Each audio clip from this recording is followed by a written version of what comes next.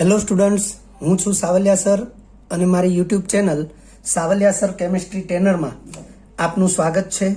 વિદ્યાર્થી મિત્રો, 11th કેમિસ્ટ્રીનું chapter તત્વોનું વર્ગીકરણ અને ગુણધર્મોમાં આવર્તિતા, જેના JEE નીટનો આ TTL 7 એટલે કે ટેબલ ટોપ લેક્ચર 7 છે, જેમાં આપણે વિદ્યુત ઋણતાના માપન માટે અલગ અલગ માપક્રમ વિશે અભ્યાસ કરીશું. જેમાં પાઉલિંગ માપક્રમ, મુલિકન જાફે માપક્રમ, ઓલરેડ રોચોવ માપક્રમ ઉપરાંત સંયોજકતા અને ઓક્સિડેશનાંક વિશેની જાણકારી મેળવીશું. અને એન્ડમાં આવર્તી ગુણધર્મોની સમૂહ અને આવર્તમાં જે લાક્ષણિકતાઓ છે અથવા વર્તણૂક છે એનો પણ આપણે અભ્યાસ કરીશું. લાસ્ટ લેક્ચર TTL 6, જેમાં આપણે ઇલેક્ટ્રોન પ્રાપ્તિ, એન્થાલ્પી અને તેને અસર કરનારા પરિબળો ઉપરાંત વિદ્યુત ઋણતા તેમજ તેને અસર કરનારા પરિબળો વિશે અભ્યાસ કરેલો. આ ઉપરાંત વિદ્યુત ઋણતા અને બંધના સ્વભાવ વિશે પણ અભ્યાસ કરેલો. વિદ્યાર્થી મિત્રો, આ લેક્ચર એ આ ચેપ્ટર ના JEE નીટ માટેના કોન્સેપ્ટનો લાસ્ટ લેક્ચર છે. આમ તો હું દરેક ચેપ્ટરના એન્ડમાં કહું જ છું કે કોઈ પણ ચેપ્ટર માટે JEE નીટ લેવલની માહિતી ક્યારેય પૂર્ણ થતી નથી. તેમ છતાં આપણી મર્યાદા હોય છે અને એને અનુલક્ષીને આ છેલ્લો લેક્ચર છે. તો શરૂઆત કરીએ. લખ્યું છે વિદ્યુત ઋણતાનું માપન. પહેલું ટાઇટલ છે પાઉલિંગ માપક્રમ. વિદ્યાર્થી મિત્રો, આપણે અહીં જે સૂત્રો છે એ સૂત્રોને સ્વીકારવાના છે. લખ્યું છે વિદ્યુત ઋણતાના માપન માટે સૌથી વધુ વપરાતો માપક્રમ એ પાઉલિંગ માપક્રમ છે. એટલે કે 3 પ્રકારના માપક્રમ આપણે અભ્યાસમાં લઈશું. એ પૈકી સૌથી વધુ જે વપરાતો અથવા વિશ્વસનીય કહી શકાય એવો જે માપક્રમ છે એ પાઉલિંગ માપક્રમ છે. તે બંધન ઉર્જા પર આધારિત માપક્રમ છે. આપણે આ સૂત્રને ધ્યાનમાં રાખીશું. XA - XB બરાબર 0.208 અંડર રૂટ ડેલ્ટા AB. દરેકની ઓળખ છે. XA અને XB એ બંધથી જોડાયેલા બંને પરમાણુઓ A અને B ની વિદ્યુત ઋણતા છે. વિદ્યાર્થી મિત્રો, આના પરથી આપણને ખ્યાલ આવી જશે કે અહીં વિદ્યુત ઋણતાનું સાપેક્ષ મૂલ્ય મળશે. ત્યારબાદ 0.208 એ બંધ ઉર્જાના કિલો કેલરી મૂલ્યને ઇલેક્ટ્રોન વોલ્ટમાં રૂપાંતરિત કરતા મળતો અચળાંક છે, જે અચળ સંખ્યા છે. આપણે એને ખાસ યાદ રાખીશું. અને છેલ્લું છે આ ડેલ્ટા AB. તો ડેલ્ટા AB એ AB અણુની સંસ્પંદન ઉર્જા છે. ત્યારબાદ છે મુલિકન માપક્રમ. તો મુલિકન માપક્રમ જે છે એનું સૂત્ર આ પ્રમાણે છે. વિદ્યુત ઋણતા બરાબર આયનીકરણ એન્થાલ્પી વત્તા ઇલેક્ટ્રોન પ્રાપ્તિ એન્થાલ્પી ભાગ્યા 2. આયનીકરણ એન્થાલ્પી અને ઇલેક્ટ્રોન પ્રાપ્તિ એન્થાલ્પીને જો સિમ્બોલ તરીકે દર્શાવીએ, સંજ્ઞાત્મક રીતે દર્શાવીએ, તો વિદ્યુત ઋણતા બરાબર ડેલ્ટા HI જે આયનીકરણ એન્થાલ્પીની સંજ્ઞા છે વત્તા ઇલેક્ટ્રોન પ્રાપ્તિ એન્થાલ્પી એટલે ડેલ્ટા HEG ઇલેક્ટ્રોગેઇન અને ભાગ્યા 2. મુલિકન અને પાઉલિંગ માપક્રમ વચ્ચેનો સંબંધ અહીંયા આપણે દર્શાવીએ છીએ. આ જે 2 માપક્રમ છે એની વચ્ચેનો સંબંધ આ પ્રકારનો છે. XP ઇઝ ઇક્વલ ટુ 0.336 કૌંસમાં XM - 0.615. 0.336 એને આપણે અંદર ગુણીએ તો XP બરાબર 0.336 XM માઇનસ 0.207. ઘણી જગ્યાએ અહીંયા 0.21 લખ્યું હોય તો 7ને કેન્સલ કરીને શૂન્યના સ્થાને 1 લખેલું હોય છે. જ્યાં XP એટલે પાઉલિંગ માપક્રમ મુજબ વિદ્યુત ઋણતા છે અને XM એ મુલિકન માપક્રમ મુજબ વિદ્યુત ઋણતા છે. P for Pauling, small m for Mulliken. ત્યારબાદ છે ઓલરેડ રોચોવ માપક્રમ. ઓલરેડ અને રોચોવના મંતવ્ય મુજબ આ વિધાન ખાસ ધ્યાનમાં રાખીશું. ઓલરેડ અને રોચોવના મંતવ્ય મુજબ વિદ્યુત ઋણતા એ બાહ્યતમ કક્ષા પછીના વિસ્તારમાં પણ કેન્દ્રના પ્રબળ આકર્ષણને લીધે ઉદ્ભવે છે. વિદ્યાર્થી મિત્રો, આ વિધાન જે છે એ વિધાનને આપણે આ રીતે સમજીશું કે કોઈ પણ તત્વના પરમાણુનું કેન્દ્ર એ તેની કક્ષામાં રહેલા ઇલેક્ટ્રોન ઉપર આકર્ષણ લગાવે છે. ધારો કે કોઈ ત્રીજા આવર્તનો તત્વ વિચારવામાં આવે તો એની બાહ્યતમ કક્ષાનો ક્રમ 3 છે, n બરાબર 3. હવે બાહ્યતમ કક્ષામાં જે ઇલેક્ટ્રોન હશે એ ઇલેક્ટ્રોન ઉપર તો કેન્દ્રનું આકર્ષણ હશે જ, પરંતુ ઓલરેડ અને રોચોવ એવું મંતવ્ય દર્શાવે છે કે આ કેન્દ્રમાં જે વીજભાર છે, ધન વીજભાર એટલે કે પ્રોટોન, એ બાહ્યતમ કક્ષા પછીના વિસ્તારમાં પણ પોતાનું આકર્ષણ એ લગાવવાનો પ્રયત્ન કરતા હોય છે. અર્થ કે જ્યારે આવો પરમાણુ એ અન્ય પરમાણુના સંપર્કમાં આવે ત્યારે અન્ય પરમાણુની બાહ્યતમ કક્ષાના ઇલેક્ટ્રોનને પણ આકર્ષવાનો પ્રયત્ન કરશે. એની સામેનો પરમાણુ જે હશે એનું કેન્દ્ર પણ એની બાહ્યતમ કક્ષાના પછીના વિસ્તારમાં જે ઇલેક્ટ્રોન હશે, એટલે કે આ પરમાણુની બાહ્યતમ કક્ષાના ઇલેક્ટ્રોન હશે, એને આકર્ષવાનો પ્રયત્ન કરશે. અને એ પ્રમાણે બંને પરમાણુ કેન્દ્રો આવો સાપેક્ષ પ્રયત્ન કરે છે. ફરીથી વિધાનને જોઈ લઈએ. ઓલરેડ અને રોચોવના મંતવ્ય મુજબ વિદ્યુત ઋણતા એ બાહ્યતમ કક્ષા પછીના વિસ્તારમાં પણ કેન્દ્રના પ્રબળ આકર્ષણને લીધે ઉદ્ભવે છે. એટલે કે બાહ્યતમ કક્ષા પછીના વિસ્તારમાં જો કોઈ અન્ય પરમાણુનો ઇલેક્ટ્રોન એ સંપર્કમાં આવે તો કેન્દ્ર તેને આકર્ષવાનો પ્રયત્ન કરે છે. આ પ્રમાણેનું સૂત્ર આપવામાં આવ્યું છે.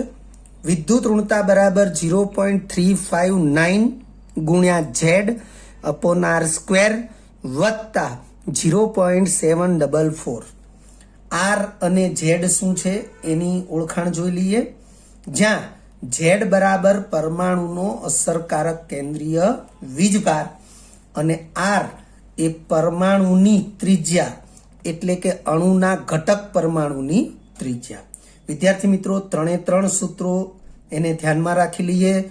ફરીથી પાવલિંગ માપક્રમ માટેનું સૂત્ર, જેમાં 2 પરમાણુઓની વિદ્યુત ઋણતા આપણે તફાવત શોધી શકીએ છીએ, પરંતુ આ તફાવત પ્રમાણે આપણે બંને પરમાણુની વિદ્યુત ઋણતા એનું સાપેક્ષ મૂલ્ય મેળવી શકીએ છીએ. એટલે સૂત્રને યાદ રાખીશું. XA - XB બરાબર 0.208 √delta AB. મૂલિકન માપક્રમ માટે વિદ્યુત ઋણતાનું સૂત્ર છે વિદ્યુત ઋણતા બરાબર delta HI plus delta HEG upon 2. ઓલરેડ રોચો માપક્રમ મુજબનું સૂત્ર છે વિદ્યુત ઋણતા બરાબર 0.359 ઇન્ટુ Z અપોન R² વત્તા 0.744. ત્યાર પછીનો ટોપિક છે સંયોજકતા. તો આમ તો સંયોજકતાની આ વ્યાખ્યા છે અને ઓળખ પણ છે.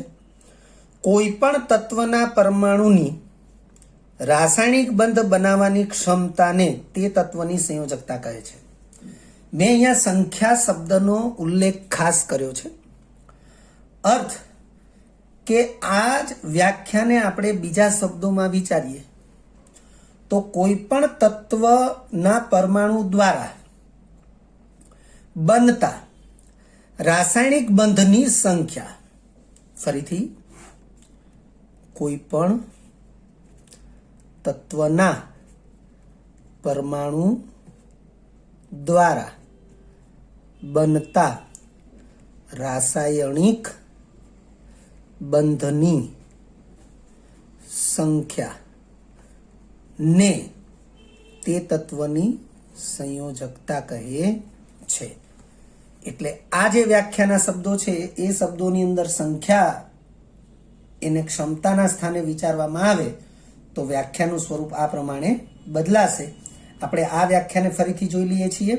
કોઈ પણ તત્વના પરમાણુની રાસાયણિક બંધ બનાવવાની ક્ષમતાને તે તત્વની સંયોજકતા કહે છે. હવે સંખ્યા શબ્દનો ઉલ્લેખ આપણે કરીએ તો વ્યાખ્યાનો અર્થ નથી બદલાઈ જતો, ખાલી સ્વરૂપ બદલાય છે. કોઈ પણ તત્વના પરમાણુ દ્વારા બનતા રાસાયણિક બંધની સંખ્યાને તે તત્વની સંયોજકતા કહે છે. વિદ્યાર્થી મિત્રો, જ્યારે તમે નોટમાં આ લેક્ચરને નોટ ડાઉન કરો ત્યારે આવી એક્સ્ટ્રા લખાણ જે પણ હોય એ તમારે નોટ ડાઉન કરી લેવું જોઈએ. આગળ વધીએ.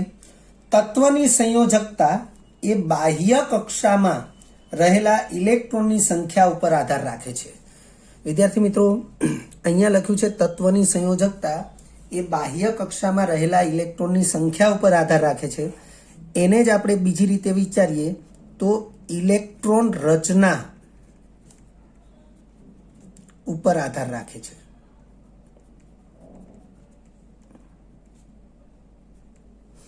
ફરીથી, તત્વની સંયોજકતા એ બાહ્ય કક્ષાની ઇલેક્ટ્રોન રચના ઉપર આધાર રાખે છે.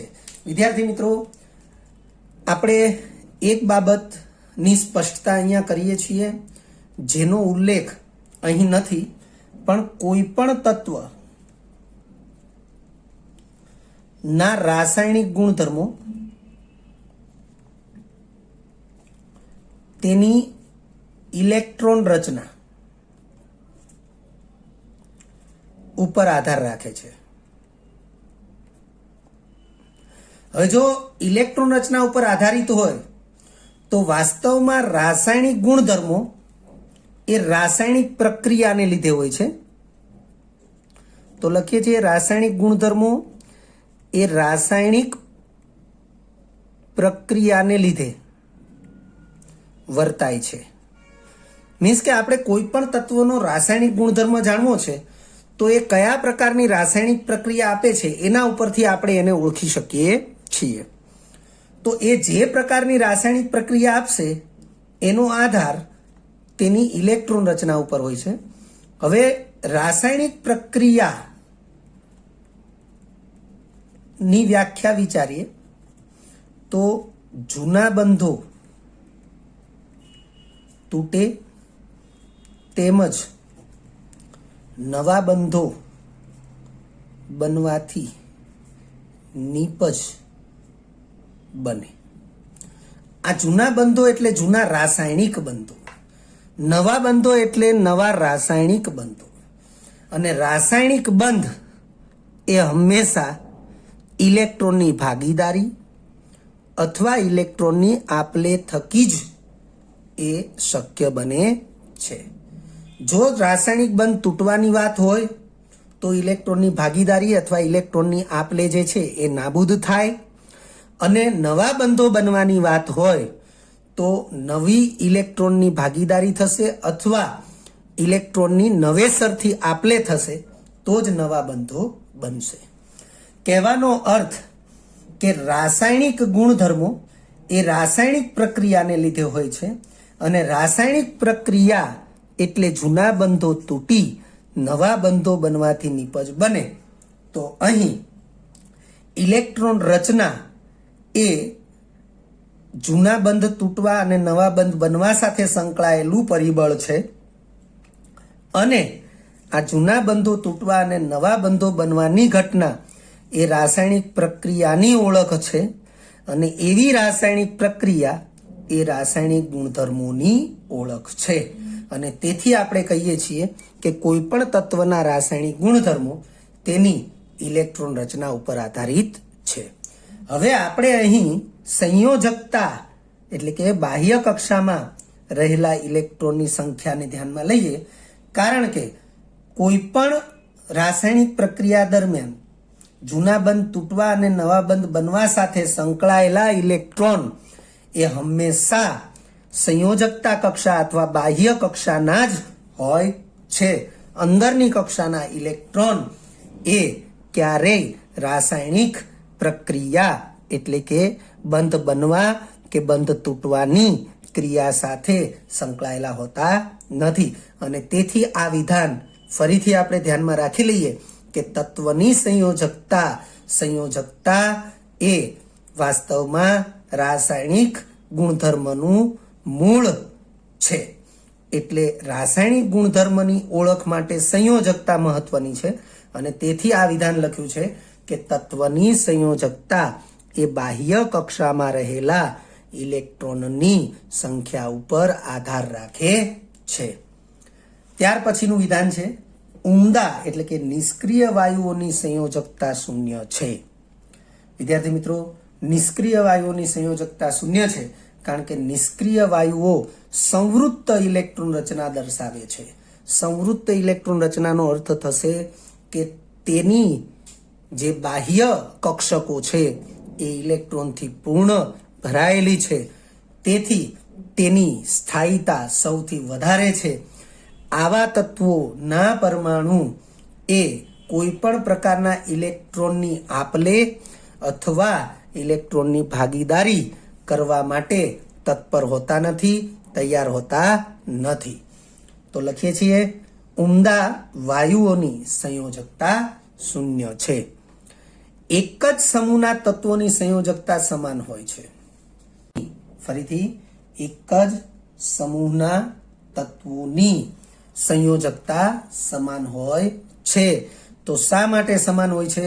કારણ કે એક જ સમૂહના તત્વો એની બાહ્યતમ કક્ષાના ઇલેક્ટ્રોનની સંખ્યા એટલે કે સંયોજકતા કક્ષાના ઇલેક્ટ્રોનની સંખ્યા એ સમાન હોય છે. અને તેથી એક જ સમૂહના તત્વોની સંયોજકતા પણ સમાન હોય છે.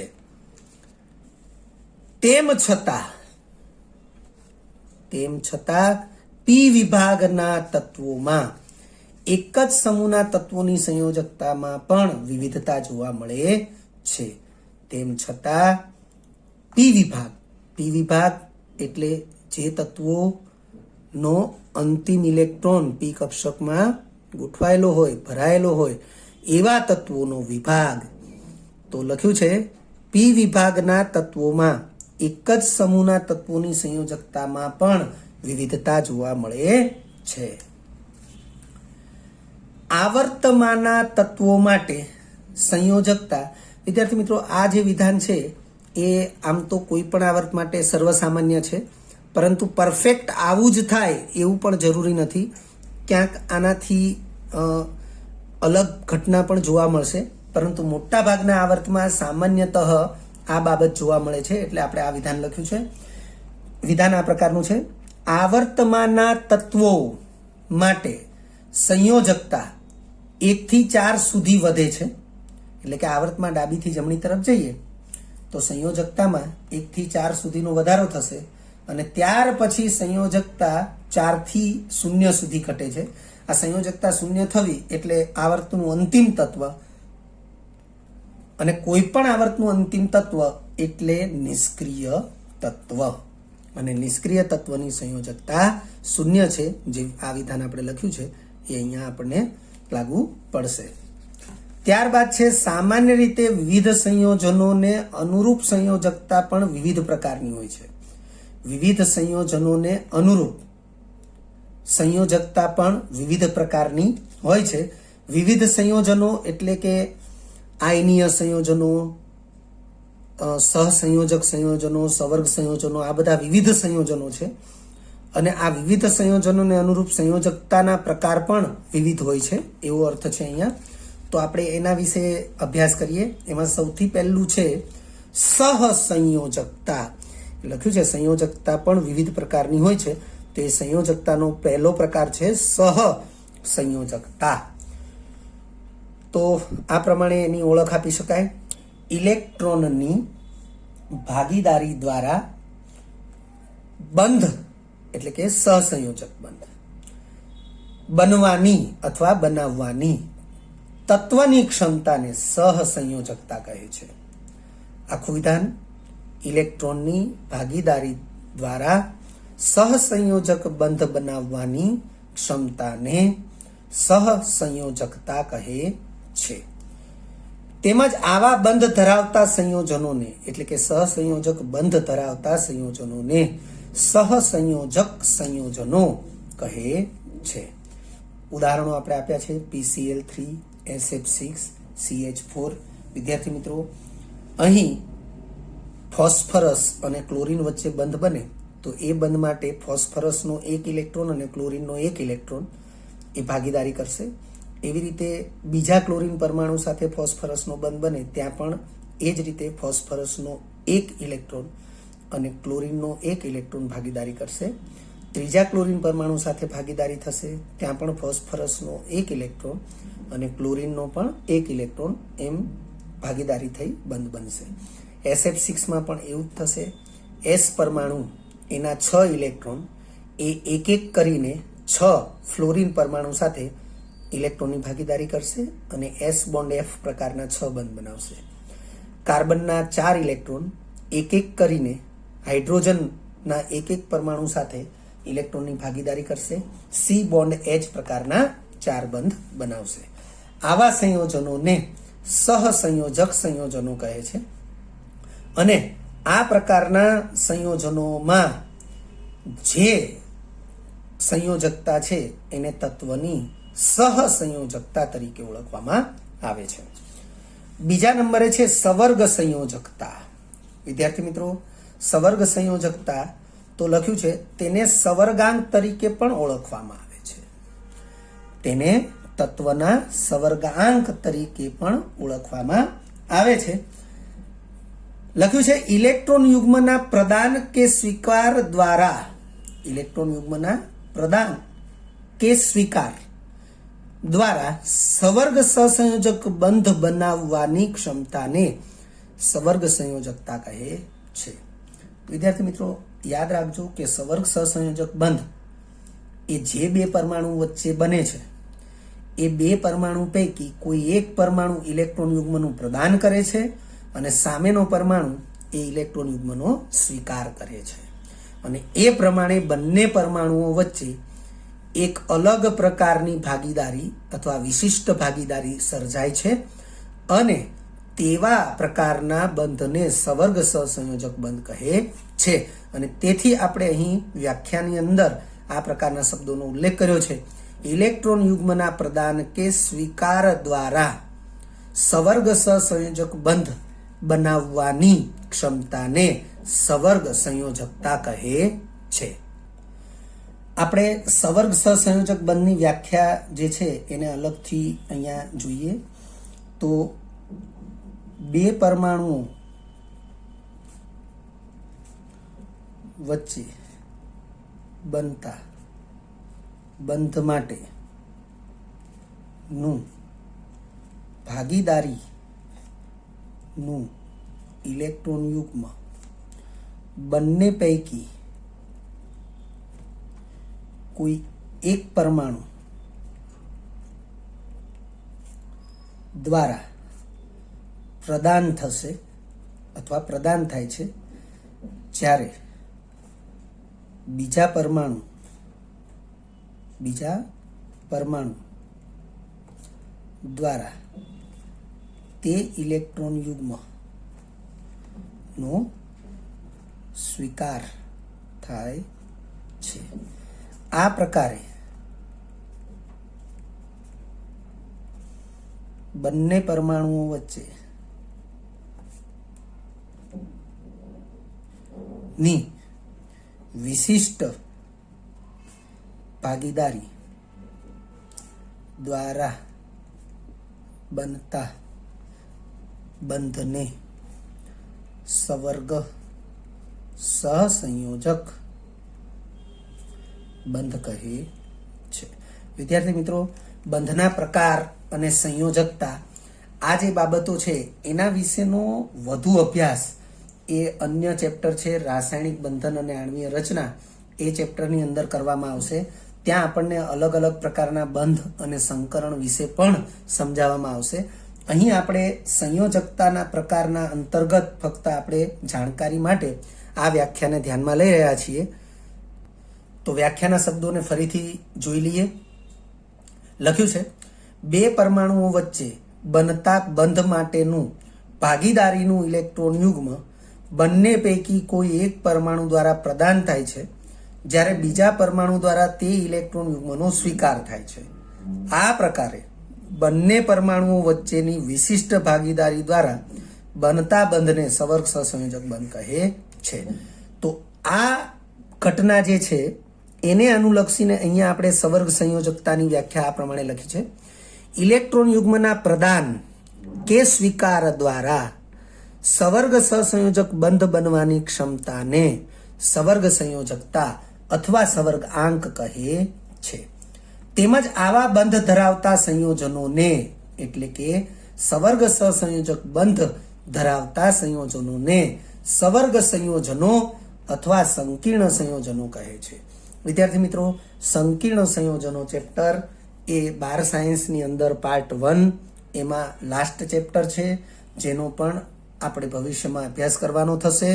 ખૂબ જ મહત્વનું ચેપ્ટર છે અને ખૂબ જ ધ્યાનમાં રાખવા જેવી બાબતો એની અંદર હોય છે. તો ફરીથી આવા બંધ ધરાવતા એટલે કે સવર્ગ સહસંયોજક બંધ ધરાવતા સંયોજનોને સવર્ગ સંયોજનો અથવા સંકીર્ણ સંયોજનો કહે છે. દાખલા તરીકે K4 FeCN6 ચોરસ કૌંસની અંદર આપણે જે ભાગ દર્શાવીએ છીએ એને સંકીર્ણ ભાગ કહે છે. એની અંદર એ સવર્ગ સહસંયોજક બંધ હાજર હોય છે. એવી રીતે KMnO4 તો અહીંયા ચોરસ કૌંસની અંદર MnO4 છે, એટલે કે મેંગેનીઝ અને ઓક્સિજન વચ્ચે સવર્ગ સહસંયોજક બંધ હોય છે. અહીંયા Fe અને Cn વચ્ચે સવર્ગ સહસંયોજક બંધ હોય છે. ત્રીજા નંબરે છે વિદ્યુત સંયોજકતા. વિદ્યાર્થી મિત્રો, વિદ્યુત સંયોજકતાને આયનીય સંયોજકતા પણ કહે છે. એટલે લખ્યું છે, વ્યાખ્યા છે, આયનીય બંધ બનાવવાની તત્વની ક્ષમતાને વિદ્યુત સંયોજકતા અથવા આયનીય સંયોજકતા કહે છે. ફરીથી, આયનીય બંધ બનાવવાની તત્વની ક્ષમતાને વિદ્યુત સંયોજકતા અથવા આયનીય સંયોજકતા કહે છે. તેમજ આવા બંધ ધરાવતા સંયોજનોને આયનીય સંયોજનો અથવા વિદ્યુત વિભાજ્ય સંયોજનો કહે છે. વિદ્યાર્થી મિત્રો, આ વિદ્યુત વિભાજ્ય સંયોજનો અથવા વિદ્યુત વિભાજ્ય પદાર્થો આ શબ્દને પણ ખાસ ધ્યાનમાં રાખજો. આપણા રોજિંદા જીવનમાં અનેક પદાર્થો એ વિદ્યુત વિભાજ્ય પદાર્થો છે.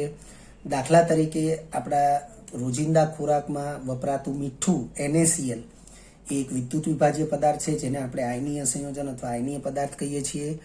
અને એમાં હંમેશા આયનીય બંધ જોવા મળે છે. દાખલા તરીકે લખ્યું છે NaCl, KNO3 potassium nitrate, Na2SO4 sodium sulphate. આ બધા એ વિદ્યુત સંયોજક પદાર્થો અથવા વિદ્યુત વિભાજ્ય સંયોજનો અથવા આયનીય સંયોજનો છે. આયનીય સંયોજનોમાં તેના ઘટક આયનો પરના વીજભારને તે આયનનો ઓક્સિડેશન આંક કહે છે. વિદ્યાર્થી મિત્રો, ઓક્સિડેશન આંક એની સૌથી પહેલી રજૂઆત અથવા અહીંયા સૌથી પહેલી એની ઓળખ દર્શાવવામાં આવી કે આવા જે આયનીય સંયોજનો છે, આયનીય સંયોજનોમાં તેના ઘટક આયનો જેમ કે NaCl ના ઘટક આયનો Na+ અને Cl-, તો Na+ એટલે +1 વીજભાર, તો એ સોડિયમનો ઓક્સિડેશન આંક કહેવાશે. Cl-1 તો Cl નો -1 વીજભાર એ તેનો ઓક્સિડેશન આંક કહેવાશે. એવી અહીંયા એક રજૂઆત અથવા ઓળખ આપવામાં આવી છે.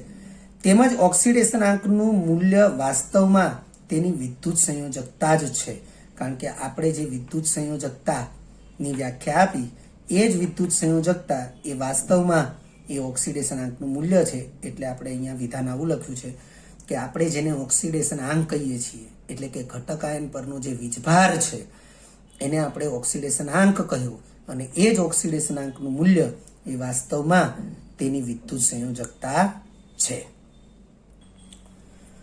ઓક્સિડેશન આંક વિશે અલગથી માહિતી છે. અણુમાં રહેલા ઘટક પરમાણુ ઉપરના વીજભારને તેનો ઓક્સિડેશન આંક કહે છે.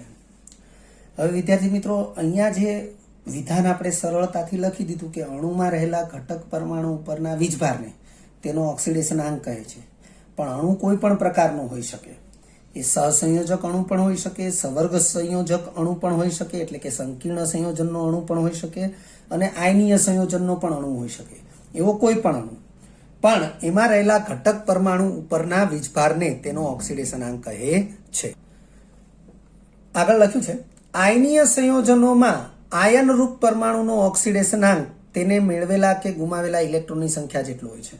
કારણ કે જેટલી સંખ્યાના ઇલેક્ટ્રોન મેળવે કે ગુમાવે એ પ્રમાણે એના ઉપર ઋણ વીજભાર કે ધન વીજભાર ધારણ થશે, અને એ ઋણ વીજભાર કે ધન વીજભાર જેને આપણે આયનીય સંયોજકતા અથવા વિદ્યુત સંયોજકતા કહીએ છીએ, અને એ જ વાસ્તવમાં એનો ઓક્સિડેશનાંક થશે. સહસંયોજક સંયોજનોમાં બંધથી જોડાયેલા પરમાણુનો ઓક્સિડેશનાંક, કારણ કે સહસંયોજક સંયોજનોમાં બે પરમાણુઓ બંધથી જોડાયેલા હોય, હવે એ બે પરમાણુનો ઓક્સિડેશનાંક એટલે કે તેની ઉપરનો વીજભાર તો કઈ રીતે નક્કી થશે? તો લખ્યું છે તેની સંયોજકતા જેટલો જ તેમજ તેની સાપેક્ષીય વિદ્યુત ઋણતાને અનુરૂપ ધન કે ઋણ હોય છે. વિદ્યાર્થી મિત્રો, આ જે વિધાન છે, આ વિધાન અત્યારે આપણે થોડુંક સ્વીકારી લઈશું, પરંતુ એવું ધ્યાનમાં રાખીશું કે આ વિધાનની સંપૂર્ણ માહિતી અથવા આ વિધાન આપણને સંપૂર્ણ રીતે સમજાય એવું આપણે 11 સાયન્સમાં જ રેડોક્સ ચેપ્ટર જે પાર્ટ 2 ની અંદર ભણવાનું આવશે. તો એ રેડોક્સ ચેપ્ટરની અંદર આપણને તમામ પ્રકારના સંયોજનોમાં રહેલા પરમાણુઓના ઓક્સિડેશન આંક શોધવાના નિયમો આવશે, ત્યારે તમને આ વિધાન સંપૂર્ણપણે સમજાઈ જશે. લખ્યું છે, વિધાનને ફરીથી ધ્યાનમાં લઈએ. સહસંયોજક સંયોજનોમાં બંધથી જોડાયેલા પરમાણુનો ઓક્સિડેશનાંક તેની સંયોજકતા જેટલો જ તેમજ તેની સાપેક્ષીય વિદ્યુત ઋણતાને અનુરૂપ ધન કે ઋણ હોય છે. દાખલા તરીકે હું એક ખાલી ઉદાહરણ તમને સમજાવું છું. કાર્બન સાથે 4 હાઇડ્રોજન જોડાય એટલે મિથેન બને. હવે વિદ્યુત ઋણતા, તો કાર્બન અને હાઇડ્રોજન એ જુદા જુદા તત્વના પરમાણુ છે, એટલે વિદ્યુત ઋણતા જુદી જુદી હોય. તો વિદ્યુત ઋણતાનું સાપેક્ષ મૂલ્ય આપણે દર્શાવીએ તો વિદ્યુત ઋણતાનો ક્રમ આવો થશે. કાર્બનની વિદ્યુત ઋણતા હાઇડ્રોજન કરતાં વધારે છે. હવે કાર્બનની સંયોજકતા 4 છે, કારણ કે કાર્બન છે એની બાહ્યતમ કક્ષામાં 4 ઇલેક્ટ્રોન છે, તો કાર્બનની સંયોજકતા 4 છે. હવે કાર્બનની વિદ્યુત ઋણતા વધારે છે એટલે કાર્બન અધાતુ તત્વ ગણાશે, અને હાઇડ્રોજનની વિદ્યુત ઋણતા ઓછી છે એટલે હાઇડ્રોજન ધાતુ તત્વ ગણાશે. એટલે સાપેક્ષીય રીતે વિદ્યુત ઋણતાના સંદર્ભમાં આપણે વિચારીએ તો કાર્બનને અધાતુ વિચારવાનું અને હાઇડ્રોજનને ધાતુ વિચારવાનું. હવે હાઇડ્રોજનની આ કાર્બનની સંયોજકતાના 4 ઇલેક્ટ્રોન એટલે સંયોજકતા 4 થશે, અને હાઇડ્રોજનની સંયોજકતા 1 છે, કારણ કે એની કક્ષામાં 1 જ ઇલેક્ટ્રોન છે. તો હવે સાપેક્ષીય વિદ્યુત ઋણતાના સંદર્ભમાં આપણે વિચારીએ તો હાઇડ્રોજનની વિદ્યુત ઋણતા ઓછી એટલે એને ધાતુ તરીકે વિચારવાનું, અને કાર્બનની વિદ્યુત ઋણતા વધારે એટલે એને અધાતુ તરીકે વિચારવાનું. તો ધાતુ ઇલેક્ટ્રોન ગુમાવવાની વૃત્તિવાળા હોય એટલે હાઇડ્રોજનની સંયોજકતા 1 છે એટલે એનો ઓક્સિડેશનાંક +1 વિચારવાનો, એટલે 4 હાઇડ્રોજનનો ઓક્સિડેશનાંક +1 થશે. કાર્બનની સંયોજકતા 4 છે, કારણ કે એની બાહ્યતમ કક્ષામાં 4 ઇલેક્ટ્રોન છે, પરંતુ એની વિદ્યુત ઋણતા વધારે છે એટલે અધાતુ તત્વ તરીકે વિચારવાનો. અર્થ કે ઇલેક્ટ્રોન મેળવશે એટલે આણે +1 દર્શાવીએ એટલે આ બધા 1 ઇલેક્ટ્રોન આપે, એટલે કાર્બન 4 ઇલેક્ટ્રોન સ્વીકારે એટલે -4 એનો ઓક્સિડેશનાંક વિચારવાનો, જે એની સંયોજકતા જેટલો જ થયો. અર્થ કે આ વિધાનને ફરીથી સમજો કે સહસંયોજક સંયોજન, તો આ સહસંયોજક સંયોજન છે, માં બંધથી જોડાયેલા પરમાણુ, તો આ બંધથી જોડાયેલા પરમાણુઓ છે, નો ઓક્સિડેશનાંક તેની સંયોજકતા જેટલો, જેમ કે કાર્બનનો ઓક્સિડેશનાંક એની સંયોજકતા 4 છે તો 4 જેટલો છે, હાઇડ્રોજનનો ઓક્સિડેશનાંક એની સંયોજકતા 1 છે તો 1 જેટલો જ છે, તેમજ તેની સાપેક્ષીય વિદ્યુત ઋણતાને અનુરૂપ ધન કે ઋણ હોય છે. જેમ કે કાર્બનની વિદ્યુત ઋણતા સાપેક્ષમાં વધારે છે એટલે એ અધાતુ ગણાશે, અને અધાતુના ઓક્સિડેશનાંક ઋણ, જ્યારે હાઇડ્રોજનની વિદ્યુત ઋણતા સાપેક્ષમાં ઓછી છે એટલે એને ધાતુ ગણાશે, અને ધાતુના ઓક્સિડેશનાંક ધન હોય, કારણ કે ઇલેક્ટ્રોન ગુમાવવાની વૃત્તિવાળા હોય. અને તેમ આપણે આ વિધાનને લઈ શકીએ કે તેમજ તેની સાપેક્ષીય વિદ્યુત ઋણતાને અનુરૂપ ધન કે ઋણ હોય છે. યાદ રાખો કરીને લખ્યું છે. કેટલીક મહત્વની બાબતો છે અને MCQમાં પણ ખાસ ઉપયોગી છે. આલ્કલી ધાતુ એટલે કે સમૂહ 1ના ધાતુ તત્વો નો કોઈ પણ સંયોજનોમાં ઓક્સિડેશનાંક એટલે કે સંયોજકતા હંમેશા +1 હોય છે. કારણ કે એની બાહ્યતમ કક્ષામાં એક ઇલેક્ટ્રોન છે જે સરળતાથી ગુમાવી દેશે, એટલે હંમેશા એનો ઓક્સિડેશનાંક +1 થશે. ત્યારબાદ છે આલ્કલાઇન અર્થ ધાતુ. આલ્કલાઇન અર્થ ધાતુ તો સમૂહ 2 ના તત્વો. સમૂહ 2 ના તત્વોનો કોઈ પણ સંયોજનોમાં ઓક્સિડેશનાંક એટલે કે સંયોજકતા એ +2 હોય છે. એ જ પ્રમાણે પી વિભાગમાં સમૂહ 14 થી સમૂહ 17 ના તત્વો માટે વિચારીએ તો પહેલું છે મહત્તમ ધન ઓક્સિડેશનાંક બરાબર પી કક્ષકની કુલ ઇલેક્ટ્રોન સંખ્યા. દાખલા તરીકે આને આપણે આવી રીતે વિચારીએ. દાખલા તરીકે સમૂહ 15, તો સમૂહ 15 માં નાઇટ્રોજન, ફોસ્ફરસ આવા તત્વોને વિચારીએ તો એની ઇલેક્ટ્રોન રચના, જેમ કે આની નાઇટ્રોજનના Z બરાબર 7 છે, ઇલેક્ટ્રોન રચના આવી રીતે થશે 1s2 2s2 2p3, એટલે કે પી કક્ષકમાં 3 ઇલેક્ટ્રોન છે, એટલે નાઇટ્રોજન માટે મહત્તમ ધન ઓક્સિડેશન અવસ્થા +3 થશે. એ પ્રમાણે અહીંયા કહેવામાં આવ્યું છે. ફોસ્ફરસ માટે પણ +3 થશે. તો ફરીથી મહત્તમ ધન ઓક્સિડેશન આંક બરાબર બાહ્યતમ કક્ષા એટલે પી કક્ષક જે છે, પી કક્ષકની કુલ ઇલેક્ટ્રોન સંખ્યા જેટલું થશે, એટલે એ પ્રમાણે આને વિચારીશું.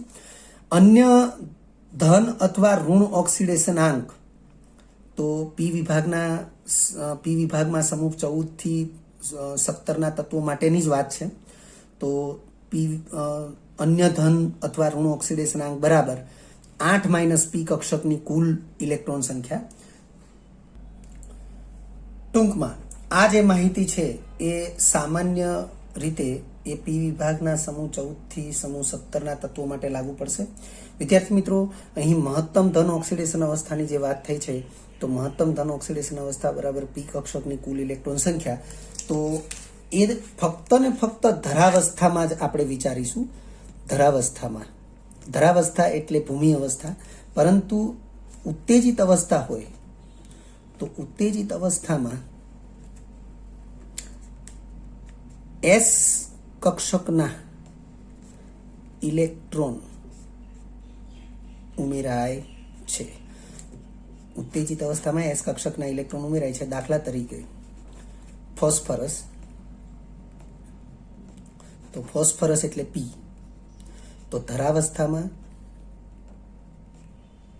મહત્તમ ધન ઓક્સિડેશનાંક બરાબર +3, પરંતુ ઉત્તેજિત અવસ્થામાં વિચારીએ મહત્તમ ધન ઓક્સિડેશનાંક તો +5 થશે, કારણ કે S કક્ષકના 2 ઇલેક્ટ્રોન છે એ 2 ઇલેક્ટ્રોન પણ આપણે ઉમેરીશું, કારણ કે P એટલે સમૂહ 15 નો તત્વ જેની બાહ્યતમ કક્ષામાં 3 ઇલેક્ટ્રોન જ હશે, એટલે ધરાવસ્થામાં મહત્તમ ધન ઓક્સિડેશનાંક +3 થશે. એટલે અહીં આપણે મહત્તમ ધન ઓક્સિડેશનાંક બરાબર પી કક્ષકની કુલ ઇલેક્ટ્રોન સંખ્યા લખ્યું છે એ વાસ્તવમાં ધરાવસ્થામાં છે. પરંતુ જો ઉત્તેજિત અવસ્થાને વિચારવામાં આવે તો ઉત્તેજિત અવસ્થામાં S કક્ષકના જે 2 ઇલેક્ટ્રોન હશે, એટલે કે બાહ્યતમ કક્ષા તો 2 છે જ, એમ P માટે બાહ્યતમ કક્ષા 3s2 3p3 થશે. તો ધરાવસ્થામાં ફક્ત પી કક્ષકના જ 3 ઇલેક્ટ્રોન ભાગ લેશે, એટલે મહત્તમ ધન ઓક્સિડેશન અવસ્થા એ +3 થશે. પરંતુ જો ઉત્તેજિત અવસ્થાને વિચારવામાં આવે તો S કક્ષક એટલે બાહ્યતમ કક્ષાની જે S કક્ષક છે એના 2 ઇલેક્ટ્રોનને પણ ધ્યાનમાં લઈશું, એટલે કે ઉત્તેજિત અવસ્થામાં મહત્તમ ધન ઓક્સિડેશન અવસ્થા +5 થશે. એટલે અહીં જે લખ્યું છે કે પી કક્ષકની કુલ ઇલેક્ટ્રોન સંખ્યા એ ધરાવસ્થાની જ મહત્તમ ધન ઓક્સિડેશન અવસ્થા દર્શાવશે. ત્યારબાદ અંતિમ આ ટાઇટલ છે, એટલે કે અંતિમ મુદ્દો છે, જે ચેપ્ટરનો સાર પણ કહી શકાય, કારણ કે આ ચેપ્ટરમાં આપણે વિવિધ આવર્તનીય ગુણધર્મો જે છે એના વિશેનો અભ્યાસ કર્યો છે. તો એ આવર્તનીય ગુણધર્મોની સમૂહ અને આવર્તમાં જે જુદી જુદી વર્તણૂક છે એના વિશે આપણે આ એક કોષ્ટક ધ્યાનમાં રાખીશું ખાસ, જે આપણને 12 સાયન્સમાં પણ ઉપયોગી નીવડશે. તો તમે જુઓ આવર્તનીય ગુણધર્મ, તો આપણે આટલા આવર્તનીય ગુણધર્મો વિશે અભ્યાસ કર્યો છે આ ચેપ્ટરની અંદર. તત્વોના પરમાણુ ક્રમાંક વધવા સાથે આ આવર્તનીય ગુણધર્મની વર્તણૂક કેવી હોય છે. સમૂહમાં ઉપરથી નીચે તરફ જઈએ તો તત્વોના પરમાણુ ક્રમાંક વધશે, આવર્તમાં ડાબીથી જમણી તરફ જઈએ તો તત્વોના પરમાણુ ક્રમાંક વધશે, અને એની સાથે સાથે આ આવર્તનીય ગુણધર્મોની વર્તણૂક બદલાશે. જેમ કે પરમાણુય ત્રિજ્યા અથવા પરમાણુ કદ એ સમૂહમાં ઉપરથી નીચે તરફ જાઓ અને પરમાણુ ક્રમાંક વધવાની સાથે વધશે, અને આવર્તમાં ડાબીથી જમણી તરફ જઈએ તો પરમાણુ ક્રમાંક વધવાની સાથે ઘટશે. આયનીકરણ ઉર્જા, તો સમૂહમાં ઉપરથી નીચેની દિશામાં આયનીકરણ ઉર્જાનું મૂલ્ય ઘટે છે અને આવર્તમાં ડાબીથી જમણી તરફ જતા પરમાણુ ક્રમાંક વધવાની સાથે આયનીકરણ ઉર્જા વધે છે. એવી રીતે ઇલેક્ટ્રોન પ્રાપ્તિ એન્થાલ્પીનું ઋણ મૂલ્ય જ વિચારીશું. અહીંયા આપણે ઉલ્લેખ ભલે નથી કર્યો, પરંતુ આપણે રાબેતા મુજબ ભણ્યા ત્યાં આપણે કહેલું જ કે ઇલેક્ટ્રોન પ્રાપ્તિ એન્થાલ્પીનું ઋણ મૂલ્ય ધ્યાનમાં લેવાનું હોય છે. તો ઇલેક્ટ્રોન પ્રાપ્તિ એન્થાલ્પીનું ઋણ મૂલ્ય સમૂહમાં ઉપરથી નીચેની દિશામાં ઘટે છે અને આવર્તમાં ડાબીથી જમણી તરફની દિશામાં વધે છે. વિદ્યુત ઋણતા અથવા એને અધાત્વીય ગુણ પણ કહેવાય. તો સમૂહમાં ઉપરથી નીચેની દિશામાં ઘટશે, જ્યારે આવર્તમાં ડાબીથી જમણી તરફની દિશામાં વધશે. વિદ્યુત ધન્મયતા અથવા એને ધાત્વીય ગુણ કહી શકાય. તો વિદ્યુત ધન્મયતા એ સમૂહમાં ઉપરથી નીચેની દિશામાં વધે છે, એટલે કે ધાત્વીય ગુણ વધે છે, અને ડાબીથી જમણી તરફની દિશામાં જઈએ તો પરમાણુય ક્રમાંક વધવાની સાથે વિદ્યુત ધન્મયતા અથવા ધાત્વીય ગુણ ઘટે છે. વિદ્યાર્થી મિત્રો, આ આપણે ખાસ જાણીએ છીએ કે કોઈ પણ આવર્તમાં ડાબી બાજુના તત્વો એ ધાતુ તત્વો છે અને જમણી બાજુના તત્વો અધાતુ તત્વો છે. સ્ક્રીનિંગ અસર, તો સમૂહમાં ઉપરથી નીચેની દિશામાં વધે છે અને આવર્તમાં ડાબીથી જમણી તરફની દિશામાં લગભગ અચળ રહે છે. વિદ્યાર્થી મિત્રો, ક્યાંક એવું પણ છે કે આ સ્ક્રીનિંગ અસર જે છે એ ઘટતી પણ જાય છે. અસરકારક કેન્દ્રીય વીજભાર, તો સમૂહમાં ઉપરથી નીચેની દિશામાં લગભગ અચળ રહે છે અને ક્યાંક એવું પણ છે કે અસરકારક કેન્દ્રીય વીજભાર ઘટતો પણ જાય છે અને આવર્તમાં ડાબીથી જમણી તરફ જઈએ એમ અસરકારક કેન્દ્રીય વીજભાર જે છે એ વધતો પણ જાય છે. ઓક્સિડેશન કરતા તરીકેની પ્રબળતા, વિદ્યાર્થી મિત્રો, જે ઓક્સિડેશન કરતા હોય એ ઇલેક્ટ્રોન સ્વીકારવાની વૃત્તિવાળા હોય અને ઇલેક્ટ્રોન સ્વીકારવાની વૃત્તિવાળા હોય તો એની અંદર અધાત્વીય ગુણ હોય, એટલે આ બંને સમાન લાક્ષણિકતા દર્શાવશે. એટલે કે સમૂહમાં ઉપરથી નીચેની દિશામાં અધાત્વીય ગુણ ઘટે છે એમ ઓક્સિડેશન કરતા તરીકેની પ્રબળતા પણ ઘટે છે. એ જ રીતે આવર્તમાં ડાબીથી જમણી તરફ અધાત્વીય ગુણ વધે છે એમ ઓક્સિડેશન કરતા તરીકેની પ્રબળતા પણ વધે છે. એ જ રીતે રિડક્શન કરતા તરીકેની પ્રબળતા એટલે ઇલેક્ટ્રોન ગુમાવવાની પ્રબળતા છે અને ધાત્વીય પ્રબળતા કહેવાય, કારણ કે ધાતુ ઇલેક્ટ્રોન ગુમાવવાની વૃત્તિવાળા હોય છે. એટલે રિડક્શન કરતા તરીકેની પ્રબળતા એ ધાત્વીય ગુણ સાથે સામ્યતા ધરાવશે. એટલે જેમ ધાત્વીય ગુણ એ સમૂહમાં ઉપરથી નીચેની દિશામાં વધે એમ રિડક્શન કરતા તરીકેની પ્રબળતા પણ વધે છે. એ જ રીતે ધાત્વીય ગુણ એ આવર્તમાં ડાબીથી જમણી તરફની દિશામાં ઘટે છે. એ જ રીતે રિડક્શન કરતા તરીકેની પ્રબળતા પણ આવર્તમાં ડાબીથી જમણી તરફની દિશામાં ઘટે છે. વિદ્યાર્થી મિત્રો, અહીં આ ચેપ્ટરને લગતી લગભગ JEE નીટ લેવલના કોન્સેપ્ટની તમામ બાબતો પૂર્ણ થાય છે. તેમ છતાં જો કોઈ વધારાની માહિતી હશે તો આપણે એડિશનલ લેક્ચર તરીકે ભવિષ્યમાં આપીશું. વિદ્યાર્થી મિત્રો, જો તમને આ વિડીયો લેક્ચર ગમ્યો હોય તો લાઇક આપજો, શેર કરજો અને સબસ્ક્રાઇબ પણ કરજો. અગાઉના લેક્ચરનું રિવિઝન અને પાઠ્યપુસ્તકનું વાંચન કરતા રહેજો. આ લેક્ચર અંગે કોઈ પણ ડિફિકલ્ટી હોય તો મને વોટ્સઅપ કરી શકાય. આભાર. ફરી મળીશું નવા વિડીયો લેક્ચરમાં.